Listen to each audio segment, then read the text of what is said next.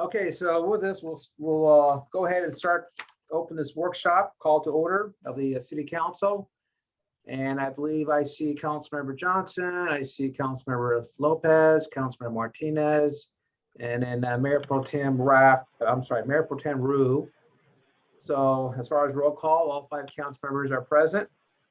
And then now we're going down to the council workshop. And I'm not sure we have any members of the public who are here today participating or not. If we have members of the public that wishes to comment, we will take comments after the presentation that's done and before council member comments or questions. So with that, I will go ahead and ask the city manager Starr to lead off.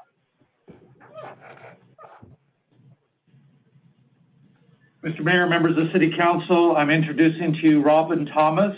She is the Senior Vice President, Managing Director with Hilltop Securities. She will be making the presentation tonight regarding pension obligation bonds and a lease revenue bond discussion. Obviously, as you know, the City Council has been in discussion with staff regarding the potential for doing a pension bond for a couple of years now. Staff has evaluated whether or not it would fit within our organization, and I think we are at the point where we believe that doing a pension bond, obligation bond, is perhaps to the best interest of the city. We've examined all of the potential pluses and minuses related to this, and a lot of that is included in the discussion that will be presented to you this evening. And in the end, we again believe that perhaps looking at a pension obligation bond long-term certainly is of benefit. There will be 3 options for you to consider as we look at that. We are recommending the level plans, which will be part of 2 and 3 in the slide presentation. When we get to that point, there will be 3 different bond approaches that you can look at. One is a bell curve. We're not recommending that one. We're recommending the other 2. And then there's a discussion on the infrastructure bond. As you know, this will be a new bond. It will not be a refunding of the 2014 issue. We cannot do a refunding on that bond, at least for another 3 years, I believe. It has to be a 10-year bond. And in any event, the interest rate at this point in time for refunding wouldn't produce any significant savings for the city to do a refund on that infrastructure. This would be an infrastructure bond. So this would be an entirely new infrastructure bond that we are asking you to look at. You will recall that at the mid-year budget presentation, we presented you a list of different projects that are related to infrastructure that would effectively require approximately $45 million to complete. In addition, there are a number of other projects that the city is looking at long-term, particularly as it relates to traffic safety around schools, which goes above and beyond the $45 million. So if the council direction is to go with a infrastructure bond, we are suggesting that the bond amount be around $45 million and that we come back to you at a proper time with a list of projects for you to consider as to what you want to fund in relation to this bond. And then we will try to deal with the other infrastructure improvements down the road through Measure I funds, through our gas tax fund, and through monies generated through Measure L, as well as through the city's normal sales tax generation and improvements in the community related to the property taxes. So with that, I'll now turn it over to Robin Thomas so that she can lead you through this discussion related to these different bond approaches. Great, thank you. Hello, Mr. Mayor, members of the City Council. It's nice to be with you remotely. I can only love you, so I'm guessing the other smiling faces are all there. I tried to keep the booklet as direct and non-complicated as I could, but I'm sure you'll have questions, and I would love for you to jump in at any point and make it more of a discussion as opposed to a real presentation. As Mr. Starr mentioned in the introduction, these are the 2 projects that we've been looking at the infrastructure projects, which will be internally funded with Measure L, transaction and use tax. And the second scenario is the refinancing of the funded liabilities with Calpers system. As we get into the presentation and into the financing scenarios that Ed mentioned, you'll see it's pretty apparent what's happening with those payments over the next 8 to 12 years. It's a frightening situation. Before we could get to financing scenarios, we had to work through California law. And California debt limit is based on the Constitution. It's been amended over time, but as you see in that brief description, that basically you cannot incur a debt or a liability in any year that exceeds the income and revenue provided for such year. So you can't go on beyond a year unless you obtain 2/3 voter approval, which is severely limiting. And I honestly, I can't remember the last super majority voted financing approved in California. It just can't get done anymore. So what we did is we went back and looked at some structures that have been used and do work under California law. The first is the lease exception, and that would come into play for the infrastructure financing. Back in, not too long ago, but prior to 2011, we did almost all infrastructure finance in California through redevelopment. Development was able to issue bonds based on property tax increment. You'll remember from your 5 project areas. And that was a very simple, very straightforward way to finance infrastructure. With that now dissolved, we look to the lease structure. And the lease structure is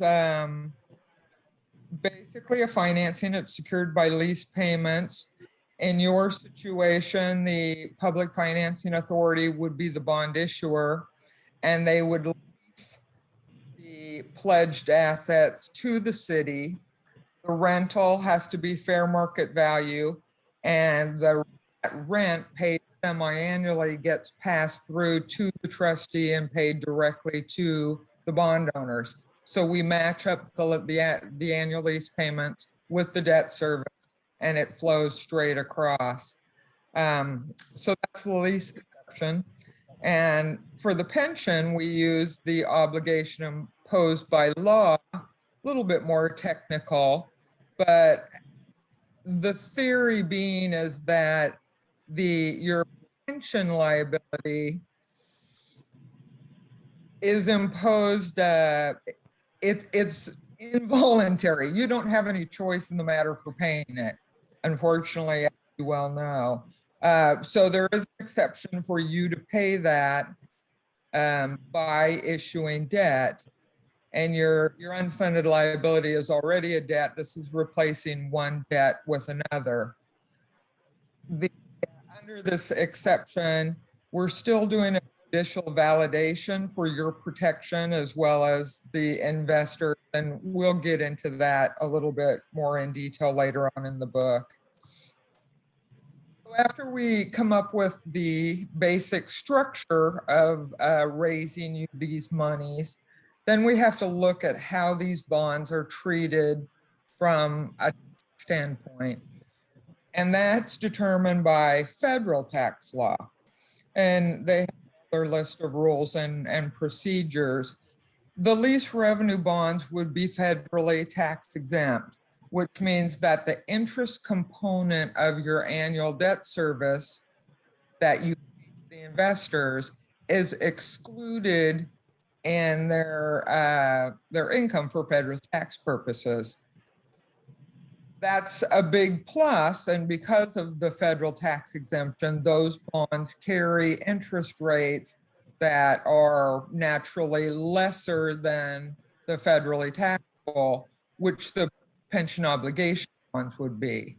The obligation bonds are federally taxable because they're considered working capital, which is private activity under federal tax law.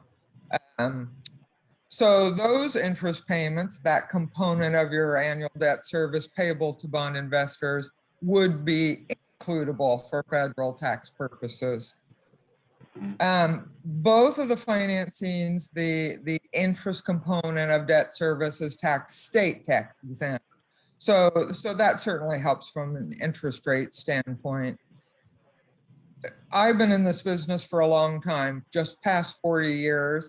And I can tell you that right now in this market, and the market has been really good for, 5 years, I'd say. But where we are now is the narrowest spread I've ever seen between issuing taxable and tax exempt. It can be a little as 0.10% in the early years. So tax exempt might be, say, 0.25% in the first year, and the taxable might be 0.35%. Very narrow, going out to about 1% in 20 years. So if the tax exempt is 250 and you're pretty close to that, the taxable would be about 350. So I bring that to your attention because I don't want the federally taxable component to scare you away. It's a really good time to issue taxable bonds in the current market. The security for both financings is based on your general fund. We can't specifically pledge Measure L because, again, we're not going after that 2/3 vote or requirement. So those monies can be internally pledged by you, and I think that's the policy that the city's thinking. But generally, for the ultimate investor and for the security for the bonds, the city general fund is what's pledged, and you can use any available revenues within the general fund to make your debt service payments. The city's general fund, we had looked at by the rating agencies back in 2014. You were upgraded at that point from an A rating to an A+. I'm thinking with the additional revenues provided by Mr. L, I'm really hoping maybe we can get your general fund rating up to a AA-. That, we'll get through the rating process as we go along, should you choose to proceed. Now, the lease bonds have an additional security component, and those are leased assets. In order to have a lease revenue bond, you need to have a lease between the city and the financing authority. It's got to be a real property lease. It's got to be an asset of value. We've been working on identifying some of the assets available. Your larger assets are already pledged, and we'll get into that here just below in history. We've pledged the police facilities in the City Hall complex, and so we'll need to get a bit more creative on what assets we pledged to provide the additional security and give you a hard asset to lease.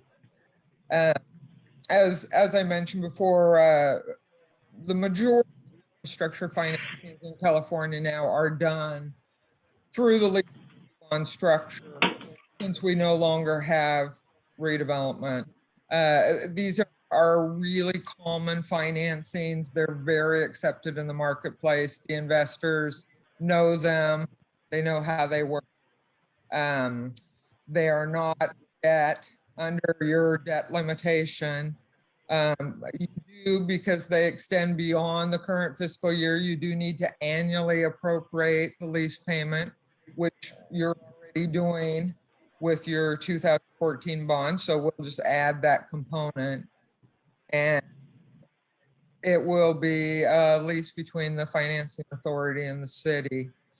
So moving on to history, back in 2005, shortly after the voters approved Measure F, we did your lease financing for the beautiful police facilities and the senior youth center.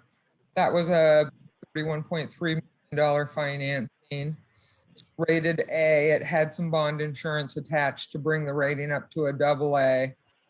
And in 2014, we actually refinanced that loan for savings and did some additional infrastructure improvements to bring it up to 45 million. Of that, there's about 40.155 million outstanding, and those bonds go up to 2045. As Ed mentioned, we took a look to see if it made any sense to refinance those at the same time. It does not. They have an optional call date in October of 2024. So I'm guessing it'll probably take maybe till 2022. If the market is anywhere near it is today, you know, those might be worth another look, but not worth refunding at this time. The annual debt service payment would be additionally secured by the Measure F funds, and you would do that internally as an internal pledge. So all that being said, that's kind of how we get to where we are in setting up our financing structure. So slide 5 is a typical structure for this type of financing. We talk about the pavement rehabilitation and the city's wish list, as it were. It's a mouthful. And this particular financing raises 47 million. Just a starting point. That amount can go up and it can go down depending on you know what you direct us to do. So the way this financing works is the par amount is the amount of bonds that would be issued. That's the 42,770. And we're in an interesting interest rate environment right now because rates are so low that investors are willing to pay to get the interest rate up. And that's the second line item called the bond premium. There are 3 ways that bonds are priced. There is a discount where the investor would pay you less than 100 cents on the dollar. Those are discount bonds. So that actually would buy the rate down. There are par bonds, which is where we'll get into with the pension bonds. Par bonds, the investor pays 100 cents on the dollar. So if the interest rate is 3%, he pays 100 cents on the dollar and the yield is 3%. In this scenario, the investor is paying a premium. So the interest rate you can see in the third column is a higher rate than the yield, and the premium the investor pays buys the interest rate down to the yield. So the yield is basically what everyone would consider your APR. And that's the true number to look at because that's the effective rate that you would be paying. And the bond premium goes directly to you. So it just buys down the amount of bonds that need to be issued. This financing is set up like your typical mortgage or even a car loan. If you look to the interest, it starts out on the high side and the principal starts out on the low side. And as we go along, they start catching up to each other so that in the back end of the loan, the principal becomes the larger component and the interest becomes the lesser component. And what we do there is we try to set this up so that the debt service is what we consider level debt. And if you look at the far right column, the debt service column, you'll see that that's your payments stay almost exactly the same, just wiggling around $10,000 or so between each year. This financing raises you 47 million for projects, and the costs are estimated about 294,000, which is about 0.6%, which also is really favorable, and that's due in part to the size of the financing. The cost of issuance include all your professionals that will come on board: bond counsel, disclosure counsel, a trustee that makes the payments to the investors, the rating agency fees. You'll have some printing costs, the underwriter's discount, and so forth. So I probably should pause and see if anyone has questions here, or if I should continue on. I think you have one more, Rob, this is John Trey. I think you have one more. You have your next slide. What's your next slide? Next slide, we're going to get into a little structure, I think. Yes. Go ahead, and then we'll stop here after this, before we Okay, get pension bonds. Sounds great. This is, we tried to graft out a little bit about how this all works. With a lease revenue bond, there are three main bond documents that we'll be asking you, the city council, to approve. The first document is the property lease, and that basically sets out what those assets are, and identifies them as such. It'll talk a little bit about the title insurance and some of the things that go directly with the lease of the property.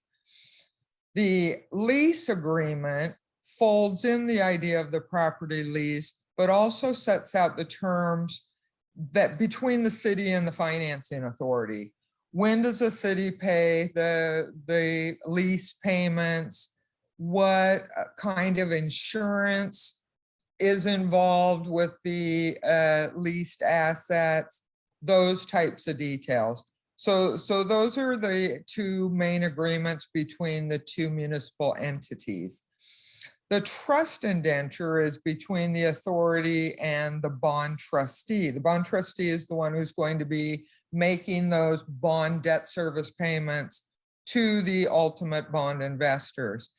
So the trust indenture folds in the lease agreement, certain aspects and conditions of the lease agreement, but it also sets out the terms, the conditions of the bonds, the maturity, the interest rate, the redemption features, when the bonds pay principal and interest, the covenants of the authority,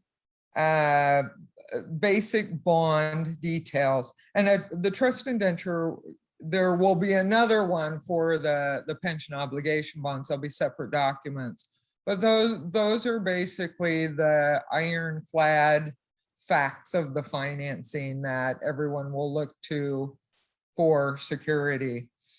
The public financing authority, once everything is structured and ready to go, sells the bonds to Hilltop Securities, and then Hilltop Securities in turn sells the bonds to the ultimate investors. The ultimate investors generally look to the trustee going forward. That's all they will have involvement with, and it'll be limited involvement because generally they'll get their two payments once a year and be happy as clams. So that kind of ends the lease bond structure. Well, let's stop here for a second. And again, these bond structures are dealing with the improvements, the capital improvements. Any questions from council members at this point on these lease improvement bonds? Mayor Pro Tem Rue. Okay, I'm unmuted now. I've had some problems here. One of the questions I have in looking at this, right now we know in general interest rates are almost historic low. You can have a mortgage at about 2.89 in some cases.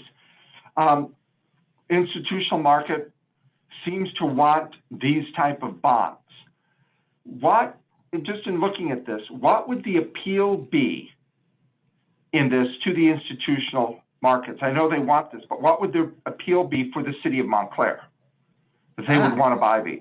Okay, good question. Well, one is going to be the fact that you're going to be an investment rated security. So you're going to meet the checks and balances that they have under their investment policies. And the other is a lot of the investors that will be. Robin, excuse me, Bill, can you mute yourself, please? There's an audio issue. There, thank you. Go ahead. Sorry, Robin. No, that's all right. The other interesting thing, because I understand completely what you're saying. Who wants to buy something that has a 0.20 interest rate? But the way these institutions work is they have monies coming in all the time. It's called inflows, whether it's a bond fund or a mutual fund or an insurance company or a bank or any of the typical institutional investors that would be involved in this type of transaction. So they've tried waiting out these interest rates, but the inflows of cash into their institution has been so constant and so steady, and the numbers are so large that they absolutely have to spend the money. There's just not a lot they can do. So they go out and they buy municipal bonds. The track record on municipal bonds is extremely good. I can't even remember the last time I saw any kind of a default. Gosh, it might go back to the Detroit and some of the bankruptcy problems we had back when.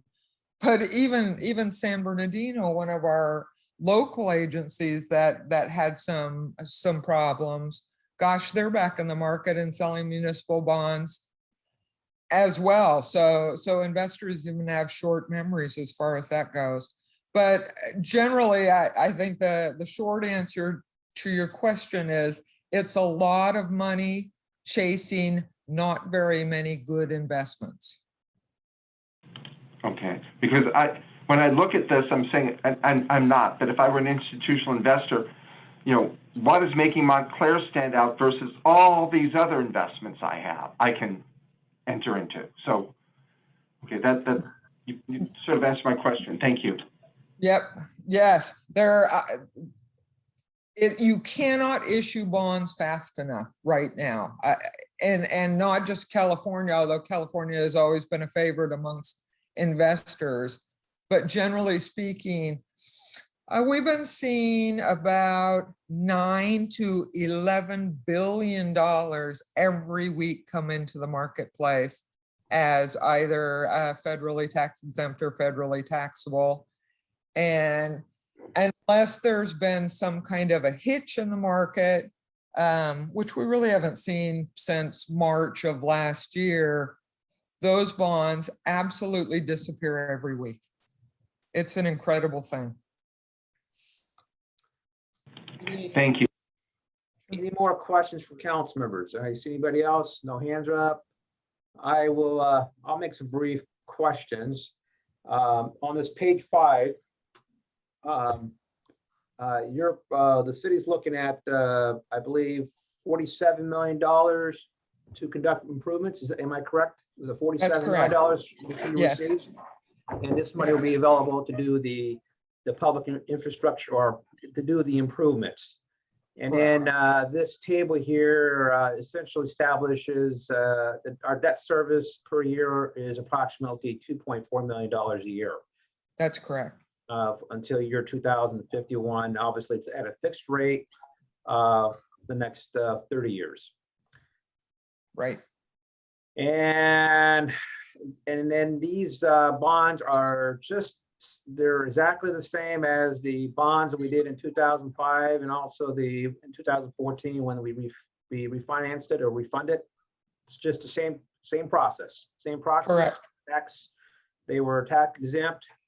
Nothing new. in terms of Nothing process? new. They were 30-year, they were fully amortized, they were level debt service, and they were backed by lease assets.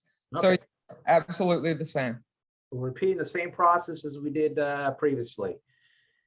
Let me see, anything else that stands out? So I think if, for the council's interest here right now is this financing will provide the city of Montclair $47 million. Obviously, today, we're not going to decide on how this money gets spent, but I believe staff is recommending that we do one bond issuance and receive a total amount of $47 million. Am I correct, City Manager Starr? Yes, that is correct, Mayor Dutray. All right, so I think I had no further questions, and then if nobody has a question from the city council, then let's go on to the pension bonds. Okay. Pension obligation bonds. As of June 30, 2019, the city's unfunded accrued liability was 77.699. We've done a projection of that amount just to, let me go back. The Calpers does their reports every 2 years. So we have a number as of June 30, 2020, which is basically extrapolated from the 2019 report. And then from there, we've done some projections going forward. The amount that we have as of August 18th, which was just a random date we picked down the road, is 78,876,000. So this is a number that is going upward daily, unfortunately. The judicial validation process is necessary for these bonds. Because I actually asked an attorney about this. It's because although there have been a couple of challenges to validation proceedings, there hasn't been one done in the right court. Once somebody, and I think he said it has to be done at the Supreme Court level, once we have that protest, and I don't envy whoever it is, but once we get that done, then the judicial validation will no longer be necessary, which will be nice, but I'm getting ahead of myself because that's just not the case right now. Important to note as we talk about the pension obligation bonds, and I think you know this, we are not creating a new debt for the city. We are replacing a debt with another debt that has better terms. Calpers is currently charging you 7% on the city's unfunded liabilities. And you're looking at bond debt service. Here we say 4%. Your actual number runs when we get into the scenario, we're based closer to 3.5%. So that's a big difference when you're talking these dollar amounts.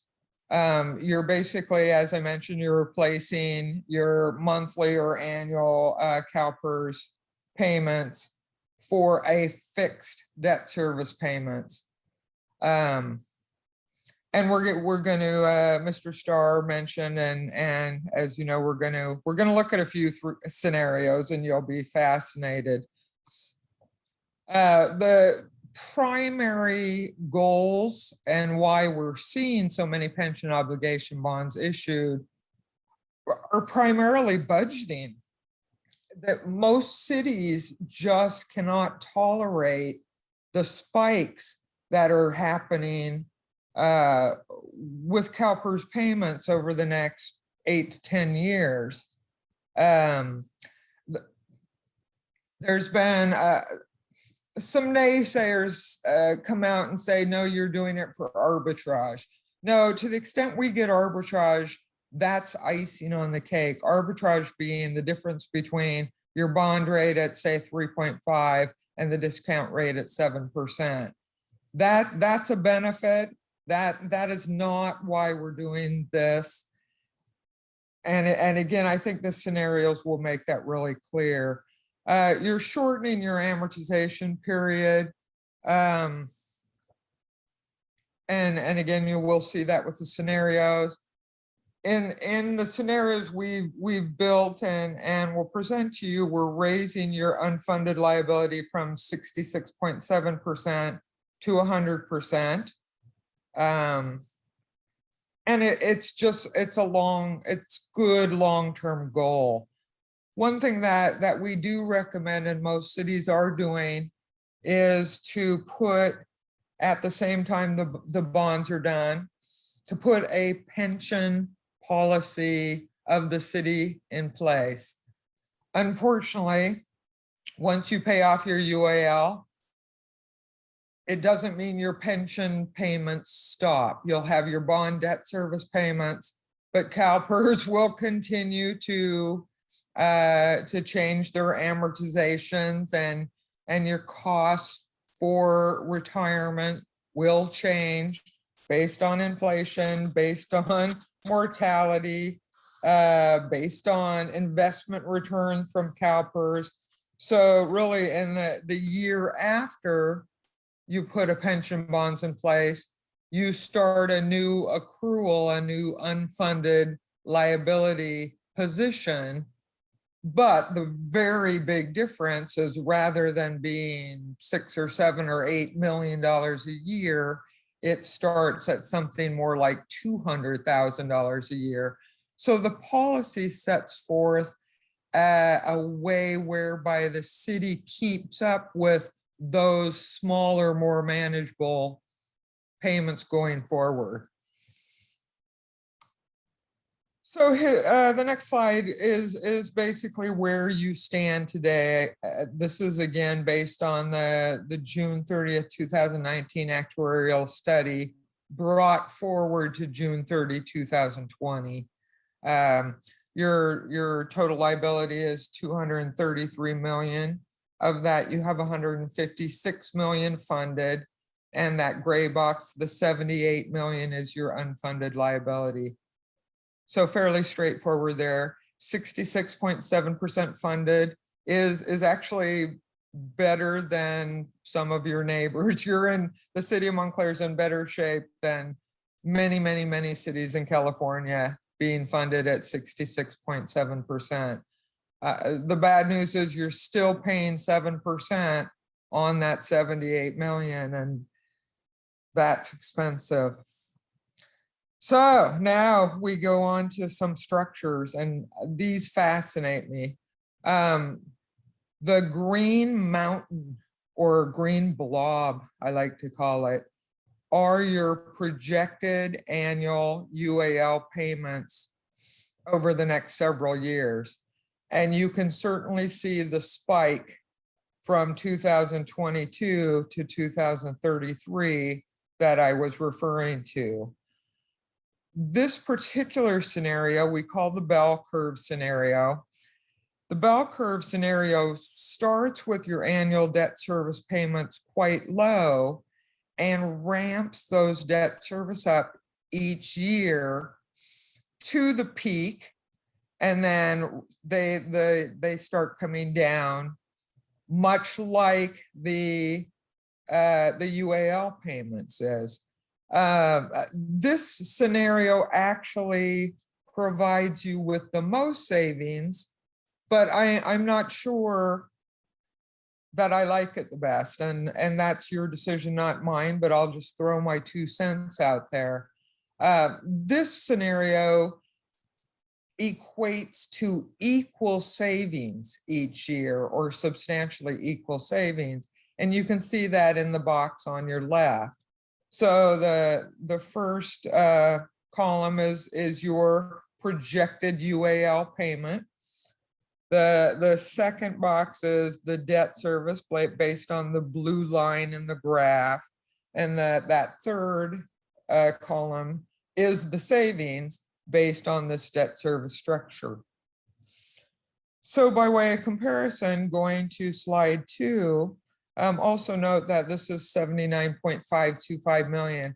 The actual amount to issue bonds, the amount of bonds that need to be issued, does not change too much except for the third scenario. So scenario number 2, about the same, 79.525 million. This is a level debt savings. So this is where you start your bond financing annually in 2022 remains the same until 2040. And then, your spike has basically been dealt with. So the nice part about this scenario is that your debt service payments, column number 2, stay roughly the same, about 5.3 million, and your savings ramp up along with those UAL spikes. So instead of being level savings, you actually get more savings each year with time. The drawback to this one, if there is any, is that your first year's payment is about the same as it would have been. You're only saving 68,000, and we can finesse that a little bit. But again, this is just kind of a point in time scenario. The third scenario, and the present value savings on this one, by the way, are 36.2%. I forgot to mention on the first one, 36.3%. So just one tick difference between the two. So it really does come down to which payment schedule you think best suits the city's long-term budgeting goals. So moving on to the third scenario, this one is quite different. This one extends debt service out to 2045. So if you look at the savings column on the far right, you'll see those last 4 years have big dis savings. You're actually paying debt service that you don't currently have now, or what will be substantially less than you have now. That's the bad news. The good news is, if you look at the annual debt service, some cities like to spread out their debt a little farther so that they keep the annual payments lower throughout. One of your neighbors, the city of Ontario, actually did that. They took their pension obligation bond financing out for 30 years. Their hope, their thought was that by the time they get back to 20 or 25 years into their debt service schedule, that they will have budgeted and saved and collected enough that they can pay those bonds off early. And that's terrific if it works. As you know, no guarantees, but it is a way to keep your annual debt service payments at their very lowest levels. The savings on this is about 26.7 million. So it's almost 2 million less than the other two scenarios. But again, what you're doing here is you're really trying to keep your annual debt service payments as low as possible. The savings column, it ramps up until you hit a peak of the 4 million in 2033, which is your biggest spike year. And then it starts coming down every year thereafter. So that's a level. There's no right or wrong here. It's really in what the city wants to accomplish long-term and budget-wise. So those are the three financing scenarios that we've kind of dialed in on. You can imagine there is everything in between. Instead of going out to 2045, we could go out to 2043, and the bell curve could be less of a curve. There are so many scenarios. We tried to put together for you the three that we thought made the most sense and showed you the best picture of what's available. So moving on, we get into the legal structure. And these are, as we talked about before, these are obligation imposed by law. You don't have any, you have to pay them. They are not voluntary debt. What we're doing here basically with pension obligation bond is we're doing a refunding, only we're, instead of refunding another bond debt, which you've done in the past, we're refunding the current obligation or the outstanding obligation to the Calpers fund. What we do is we go to the courts and we ask the courts to validate the this being an obligation imposed by law. And to do the validation, it's an interesting process. You basically, oh, I hate to use the word suit. You you file an action against the public. How's that? It doesn't sound very friendly, but that's how we get the process going.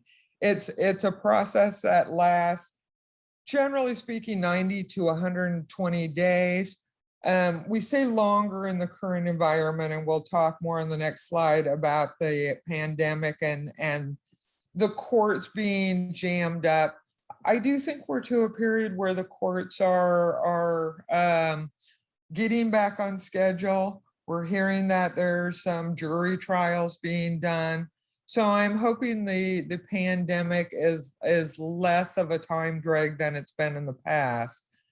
But what the validation basically does is it asks the court to rule that the bonds are legal, valid, and binding, so that you can get bond counsel to render its unqualified bond opinion.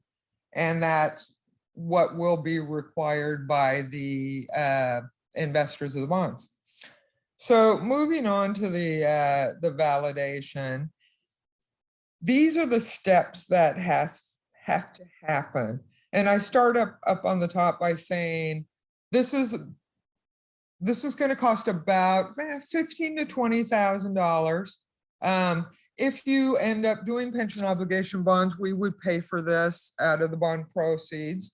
If you don't, for some reason, issue the pension obligation bonds, they are a cost. That is your risk. It is a $20,000 city risk. The good news is there's no timeline on using the validation proceedings.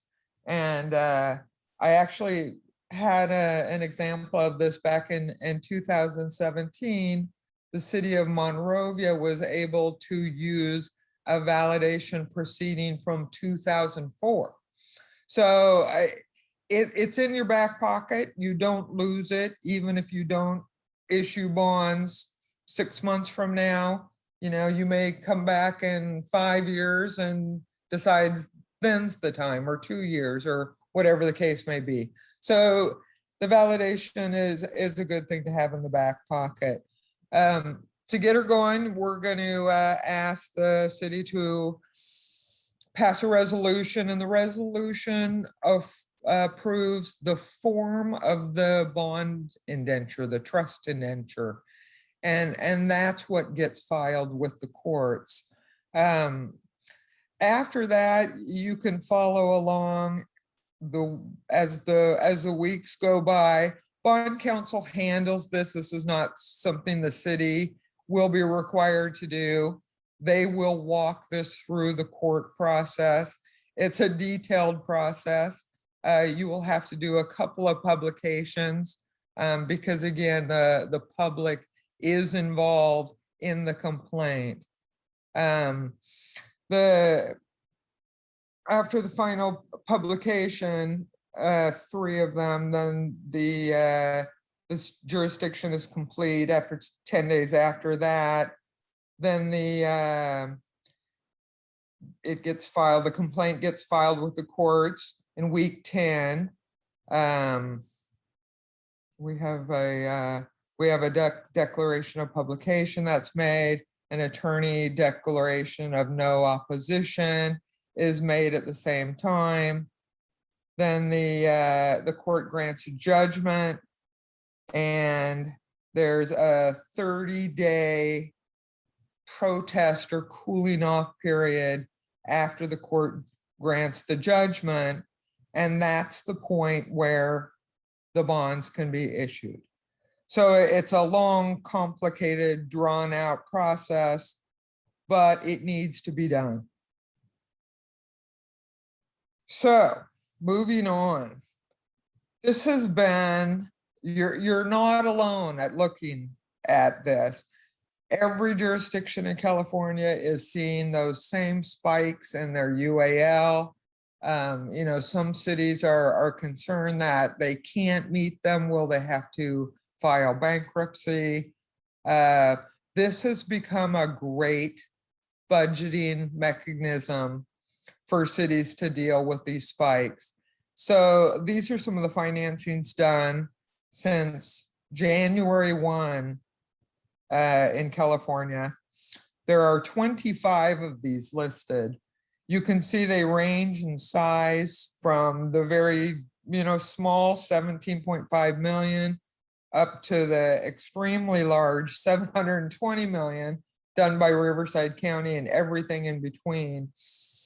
These financings don't even include some special districts in California who have done private loans with banks. A few of them have also done small pension bonds. I did not mention those because they were generally under $5 million and issued by special districts. But this is a financing mechanism that has gained much favor in the last 2 years because of the spikes and because of the current market interest rate conditions. It just makes sense. So the final slide in the presentation, because I think I'd be wrong if I didn't tell you this, is there are some naysayers out there. Back in 2015, the GFOA issued a report that basically dissuaded people from issuing pension obligation bonds. But I put this table in here because their theory, their logic for not recommending pension bonds were valid. These are very good points. I think what's happened, especially in the last 3 years, is pension obligation bonds in California have become more traditional, more vanilla. They're now being done on a fixed rate basis. You're not just doing them in an arbitrage play, hoping that Calpers investments earn more than what you're paying on the bonds. Again, that can certainly be a positive for the city, but it's not why you're doing it. The fixed rate, the fact that you're not incurring a new debt, you're replacing a debt. The fact that the bonds are now issued like most traditional bonds in California with a 10-year call, they can be refinanced or paid off early or, whatever the case may be, should the city choose to down the road. The debt service, it can be shortened or lengthened or however the financing works best into the city's long-term budget goals, long-term policy goals. There are no longer, I think back in the day, pension obligation bonds were done with a lot of the derivative products out there. They were done as variable rate bonds. They were done as forward purchase. They were done with swaps. Those never should have been done in the first place, and they're not being done now. And finally, and this one is most interesting for you, I think, is the rating agencies are now taking a positive view of pension obligation bonds because it's good management and it's good fiscal policy. They're taking such a strong look at these types of financings that if the lease bonds are issued a AA minus, which we hope, your pension obligation bonds will actually go one category better, and they would be the AA rated. So that's a good incentive, and obviously helps with the interest rate that will be associated with these bonds by a lot. It can be 10 to 20 basis points per year. And on a financing of this size, that makes a big difference. So all that being said, I'm going to guess you might have some questions. Well, thank you, Robin. I'll start. Any council members have any questions, any comments, any hands? I see Mayor Pro Tem Rue. You have to unmute yourself, Mayor Pro Tem Rue. Mayor Pro Tem Rue, you have to unmute yourself. There we go, unmute. One of the questions I have, similar to the one I asked earlier, is with these type of bonds, how are they viewed by the institutional market? Is there an appeal for them? There is definitely appeal for them, and that appeal has increased greatly. And what we found from the investor base is that there are several different types of investors, especially if, again, these are federally taxable. What we've found is that the investors that historically only bought corporate bonds, people, groups like American Express and Bank of America and names that you would recognize, are switching their attention to these credits. And that's a whole different investor class that has been added to the typical taxable investor. There's some of the investors are actually the same. You might find somebody like the Franklin Fund who has bond funds that buy tax exempt and bond funds that buy taxable. Although I think the rates are not terrific, it goes back to what we talked about on the lease. If you have inflows of cash that absolutely have to be invested, you take the best thing available in the market, and the market has decided that these pension obligation bonds are a pretty good credit.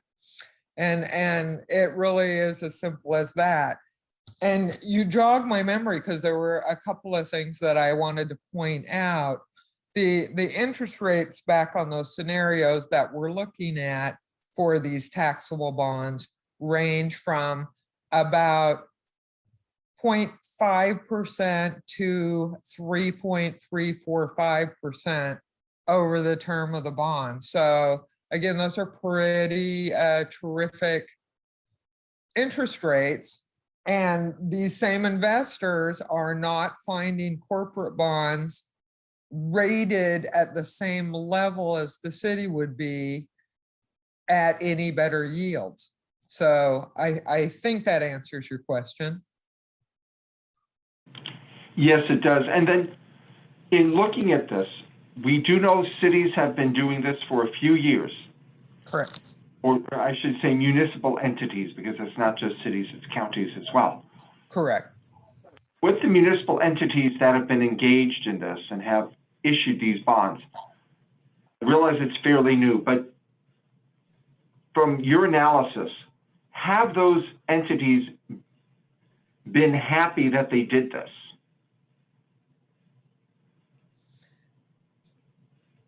To my knowledge, they have been happy. And you brought me into, so see, I write these notes and then I forget to tell you these things. So let's talk a little bit about Calpers. Calpers, Right. they do a heck of a job investing. I give them credit. Last year was a bit of a nightmare for obvious reasons. In the third quarter of the fiscal year ending June 30, 2020, the Calpers actually had negative returns. And I thought, oh my gosh, what is that going to do to overall returns? For the year, they ended up at 4.7%.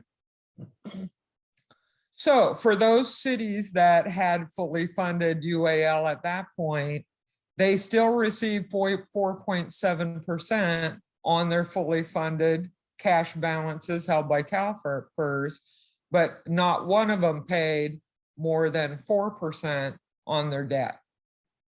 So that's a pretty good place to be. Yeah.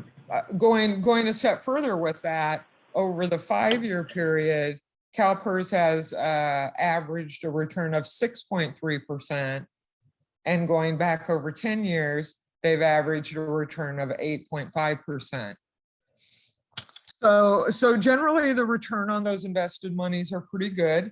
Obviously, the higher the return, the less unfunded liabilities going to increase over and above some of the just normal considerations that cause it to increase that we talked about, inflation, retirement age, mortality, all the good normal costs of doing business.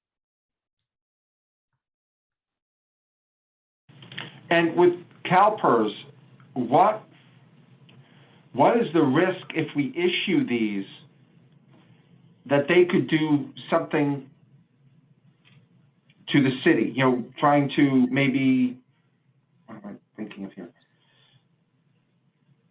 Raise our liability or something like that? It's not coming across clearly, I know. I think I know what you're saying. Could you be penalized for paying your UL up to 1%? I don't think legally they could do that. Okay. I think that that's a twofold answer. I think one question would be, why would they penalize you? They actually do better. The more they invest, the better or more likely their returns will be good. So right. They don't want to discourage people to fund up to their full liability. And the second thing is I think probably should they try shenanigans, they would be subject to legal proceedings. Right. They haven't punished anybody so far, and I've been to several of the city workshops in other cities on this, but it's just a thought for the future. That's about all I have right now. And Mayor Pro Tem Rue, if I may add to your question, Calpers themselves are now encouraging this very sort of investment vehicle, maybe not necessarily through a pension obligation bond, but by establishing trust funds in which the city dedicates their dollars into a trust fund to make payments to Calpers. We don't see that is necessarily a viable way to go because we lose total control of that money and it is only there for the purpose of making payments to Calpers, but we already are doing that anyway. So we don't believe that the trust fund approach is a desirable direction to go. And Calpers, because they are encouraging that, it certainly is an indication that they are not positioning themselves to take a negative approach to agencies that do pursue the pension obligation bond. Okay, because it is to their benefit to have this, but I just wanted to verify. Thank you so much. As a follow-up to Mayor Pro Tem Rue's question on Calpers, obviously the advantage of doing the bonds is that Calpers is charging us 7%, and we're able to obviously reduce that down to a much smaller percentage, and then as a result, there's interest savings, and that's where our pension obligations begin to drop. And there are some risks associated with that. One risk is Calpers could take our money and have a really bad year and they're in the negative, and I believe that was to occur, I believe the UAL will go up. Am I correct, Ed or Robin? That's correct, yes. That is one risk. Yes, but I would like to also add that even if you did not do the pension obligation bond and they had a bad year on investments, they would charge their loss to our UAL anyway. So Right. either way, we would pick up the burden. Correct. And then also the UAL, future UAL could increase because of future retirees of employees. Is that, am I correct there as well? Or if Calpers changes their projections, they increase the age that someone's going to live, and of course that increases the unfunded liability. Am I correct? As they revise their mortality tables, you are correct. However, also keep in mind that as we go through the years and we see more employees moving into lower formula pension plans, as well as seeing a drop-off in employees that are in the higher pension plans, then that creates an equilibrium. So you'll ultimately see that there would be a decline in any event. Okay. And I know I'm speaking, can we go back to the slide with the three scenarios there? I think it's page 13, if I'm correct. This is scenario 3, scenario 2, and scenario 1. Scenario 2 and scenario 3 have savings, as you can see. So I believe that part of a strategy to deal with increased unfunded liability is to take that savings and actually put that into some type of a pension reserve fund, and that money can be used to offset future unfunded liability. Am I correct? Yes. So you have, and there are three scenarios here. The first one is the Bell, which Robin talked about, and she indicated that while that has some positive aspects to it, it is not necessarily the preferred choice. And I agree with her. I think that we should focus on scenario 2 and scenario 3. My preference would be that we consider scenario 2. However, I also would advocate scenario 3, but only from these two perspectives. One, that it does lower the annual payment that we would be experiencing otherwise in scenario 2 by about $750,000 a year. And that money could be put into this reserve fund for pension, for future UAL increases, as well as accumulating that money over the course of years so that we could potentially pay off this debt early, similar to what she spoke about in relation to the city of Ontario. So both scenario 2 and 3 have their positives. Scenario 2 obviously produces more savings for the city long term, but scenario 3 provides us a greater flexibility. Okay. And then the other question I have is interest rates are currently low. However, there is this thinking that inflation will grow later this year. Bond markets may begin to drop, and we may see an increase in interest rates. So how much time do we have to consider this? Or is this something that we need to move forward with to jeopardize future interest rate increases? Well, I'll let Robin respond to that, but I think she did state that she is seeing a upward trending in the interest rates on these pension obligation bonds. We have, I have to say the market started to turn a little cranky the first part of March, and for some reason, and that was inflation, that was pandemic, that multi-trillion-dollar infrastructure plans at a federal level. There were a few things driving that. Interestingly enough, in the last 2 weeks, they've turned around and come back. And for the pension bonds, we generally are looking at the U.S. Treasury bond, because that's how these will be priced. They'll be based off the U.S. Treasury. So, I a little comfort in that it doesn't look like rates are gonna take off anytime soon. But that being said, the validation process it's a process. It takes 3 or 4 months to get her done. I think my recommendation is if you are even remotely considering this, get the validation action going as soon as we can. Get the clock ticking. So the validation process is first. Once the validation process is complete in our favor, then the next process is to begin preparing the indenture bonds, and you have to retain the team, the legal team, the bond team, the finance team, and all that. Actually, we would run them simultaneously. You do both at the same time. So Yeah. so There's technically, if it takes 3 or 4 months to get through the court process, it takes about the same amount of time to get through issuance of bonds. Am I correct?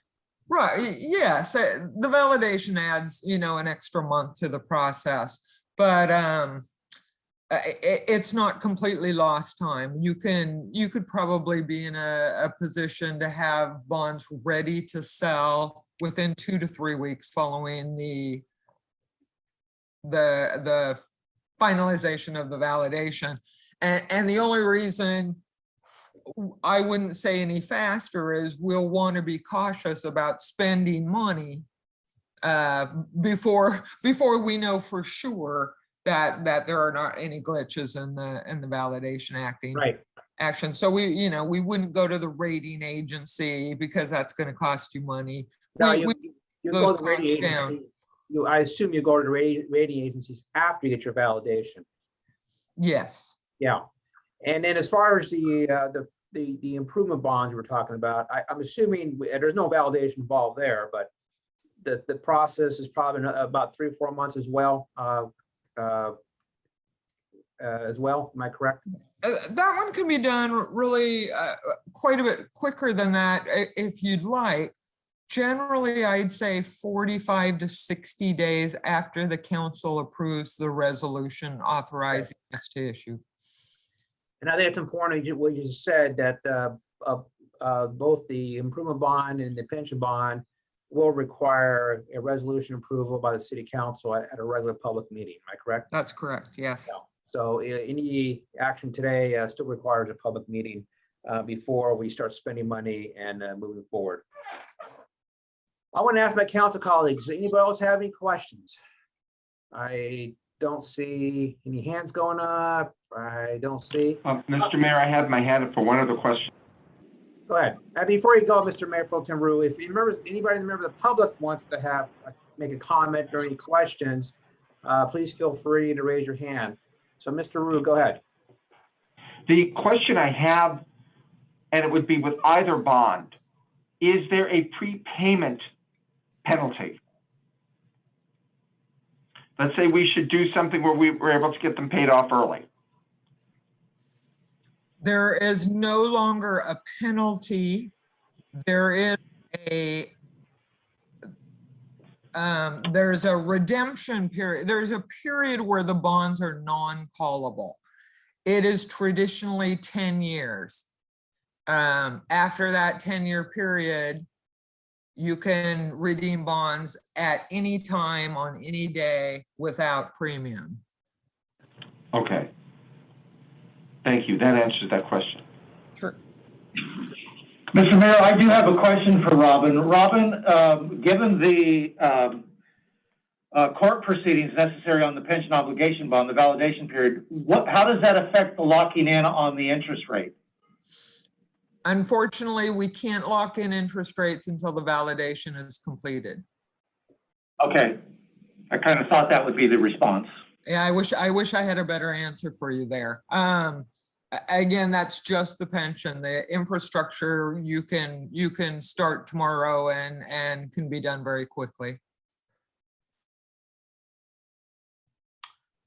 Okay, I don't see any members of the public that have raised their hands that want to speak. Or I also can hit, I believe, if I'm correct, *6 on their phone or *9 on the phone if they want to speak. *6, excuse me. you unmute yourself on *6, or you hit *9 or raise your hand. So I don't see anybody in the public who want to speak. Yeah, how about the city council? Any more comments from city council? Any more questions from city council members? No? Councilmember Lopez, your hand's up. Two quick questions.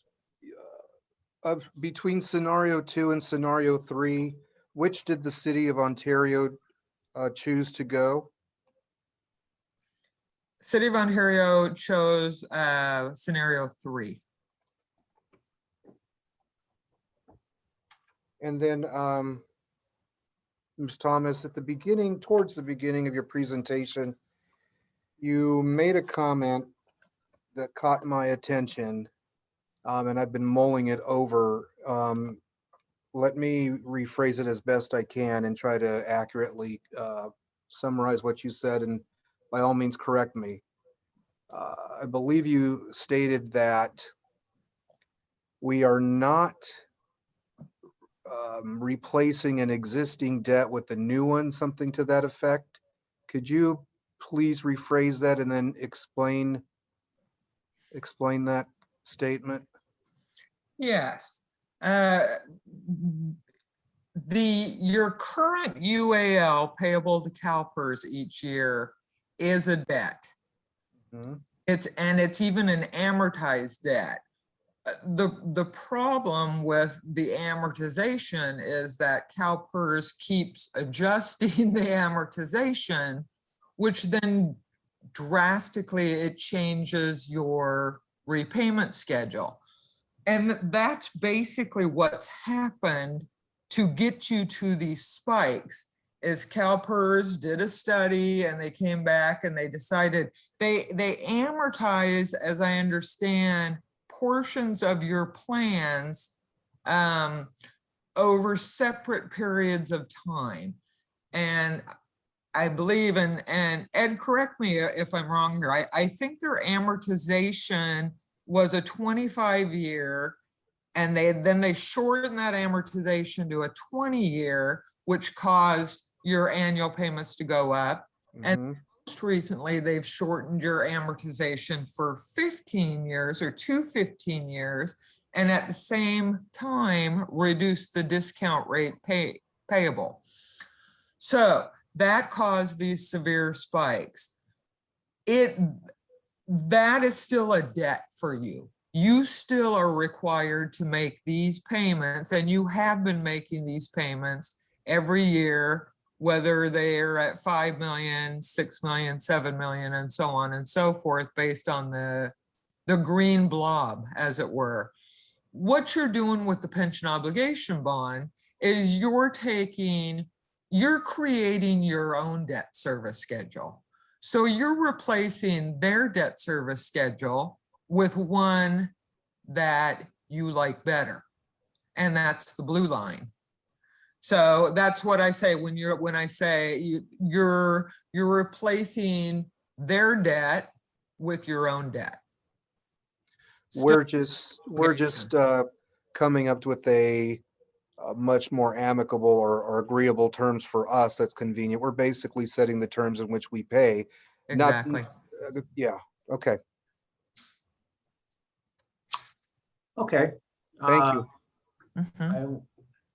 Any more questions? Well, I guess I'll lead off with comments. I think this evening, this council should give directions to staff to move forward on both the improvement bond and the pension bond, bring this back to the city council at a public meeting under a resolution to consider final authorization to move forward. On the pension bond, I believe scenario 3 is the best, but obviously we have to have more time to evaluate this scenario and scenario number 2. 2 or 3 years ago, when this was first brought to us, we were concerned about the risk of giving Calpers this much amount of money, and then somewhere in the line, Calpers makes a bad investment, or other financial arrangements go negative, and then our UAL increases even further. I believe scenario 3 and scenario 2, but more so in scenario 3, gives us the flexibility to offset the risks of increased UAL. The pension bond will help this city to stabilize the cost of pensions. It will set a certain dollar amount. Pension scenario number 3 being 4.6. Obviously, scenario 2 is a little higher. But at least we know every year what that payment's going to be, as opposed to the current method is it could be 500,000 more next year, or it could be $1 million more in 2 years. There's a lot of guessing game that goes into determining that. And of course, at the same time, how do you pay increases in pension cost? So I am much more confident now. And I know there are cities such as City of Ontario mentioned, and City of Pomona's on this list, that have already done this. And there's other cities such as the City of Upland, the City of Rialto, I think the City of San Bernardino, are already considering this as we are. And they're, especially in the last 2 years, is much more positive response to issuing the pension bond. As far as the improvement bond, we have $45 million to do the improvements. The taxpayers, this community did, I'm sorry, not the taxpayers, the voters of this community, by over 2/3 voter approval, did approve Measure L that provided an additional funding into the general fund. And obviously, we as elected officials have a responsibility to ensure this money is spent correctly. And I think one of the areas it should be spent is improving our infrastructure in this community, such as our parks are needed, our baseball fields, softball fields are dramatically need improvement. Our streets, we still have streets in the city, especially down south where I live, that requires pavement improvements. So I think it's really important that we proceed with bonds to further improve our community as part of the trust with the people of Montclair, well, the voters of Montclair have given the city council. So this is, if the bonds are approved, the improvement bonds are approved by this council, then it's about a $2.3 million obligation out of the general fund. Obviously, Measure L is projected to provide an additional at least $7 million into the general fund. So there's additional funding as a result of Measure L in the general fund that also be used to help with our service levels in our city. So I'm going to stop there, and I'm going to ask if any other council members have any comments. I do, Mr. Mayor. Councilmember Lopez. In reaction to your comments, I'm all in favor of us trying to create a much more amenable, reliable, consistent pattern by which we can determine our unfunded liability payments, make them a little bit more easier on our budget, much more predictable. I am in agreement with you with respect to funding infrastructure projects. I know the southern end of town hasn't had the benefit of having the streets repaved like the center and northern parts have yet. I do know our parks need fixing. I'm supposed to be with my kids and my Little League team tonight, but I am here obviously doing my job I was elected to do. So I do agree with you that yes, the parks also need to be addressed. Some of them are in bad shape. There's other security mechanisms that need to be addressed with them, aesthetics, landscaping, new amenities, et cetera, et cetera.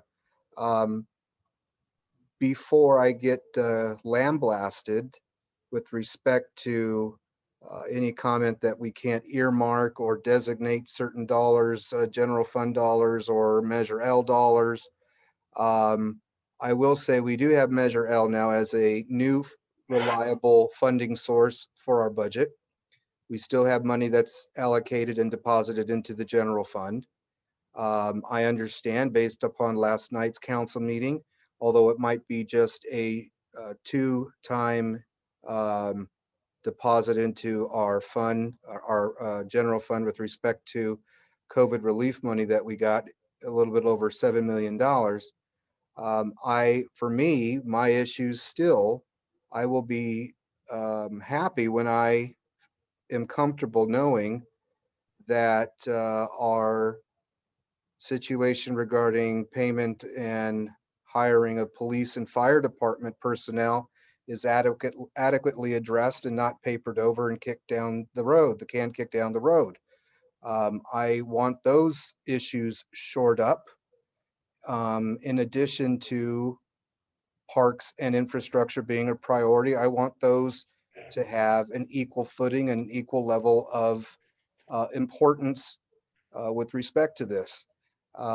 So that's the angle I'm coming from, and I'll elaborate more once this is agendized and we start getting into the weeds on this. I'll be making some more additional comments on that, but for me, that's just something that's a big issue of mine, as you have all come to know. I mean, Mr. Rue is very eloquent in his defense of housing issues, as he should be, and mine are public safety issues. So, Well, yeah, and I understand your issues regarding the general fund, but this evening, the focus is on the bonds. I The understand question that, is, but you know, if that we, there is a $2.3 million impact on the general fund if the improvement bonds are approved. no, I So, understand that, but if we go this route, as you're suggesting, which could be of great benefit, it would no doubt alleviate some of the current financial strain that we have on the budget, so we can start looking at the other issues that I'm bringing up, and that's my concern. Those are the lenses that I look through when I when I consider the ramifications of all this and come to a decision. That's just where I'm coming from. That's all I'm sharing. I'm not well, saying you have a right to opinion, but I think as a city council, our job is to look at all the services in the city, not just one or two departments. no, please don't misunderstand me. Well, I agree. Are we, well, I'm not going to go there right now. I think the appropriate the session to discuss is when the budget workshop happens later on. And Mayor Pro Tem Rue. Yes, Mr. Mayor, I just want to say I would concur with you in looking at even earlier the various scenarios with the pension bond. I would say scenario 3 seems to afford us a bit more flexibility. You know, looking down the road with this, if we can have some savings and then eventually put that away for something or use it to pay this down, we can look at that. That's not an issue for tonight, but that's where I'm at. I would concur with you. You had said earlier about looking at this and then agendizing it. I don't think we need a motion at a workshop, but I would certainly concur with you that yes, let's move this to a formal city council presentation. Thank you. Any more comments by council members? Not, then let's do this. Just to be clear. Let's make a motion that direct staff to bring back to the city council to consider resolution, commence pension bond, and also to commence an improvement bond. I'll second that. I believe Mayor Pro Tem will second the motion. Let's just have a vote, a roll call on that. Councilmember Lopez, I will be voting yes only for purposes of furthering the discussion. Councilmember Martinez, Aye. Councilmember Johnson, Aye. Mayor Pro Tem Rue, Aye. Mayor Dutray. Aye, so that's adopted by 5-0. So the next part of the agenda is public comment. Again, I want to ask if any members of the public that wishes to speak on any item that's not on the agenda, so not related to these bonds now. This is an opportunity for you to speak. If you wish to speak, you can raise your hand, or you can also hit *6 on your phone if you wish to speak. I don't see any. So no members of the public have wish to speak. So at this time, this meeting is adjourned. Thank you very much, everybody.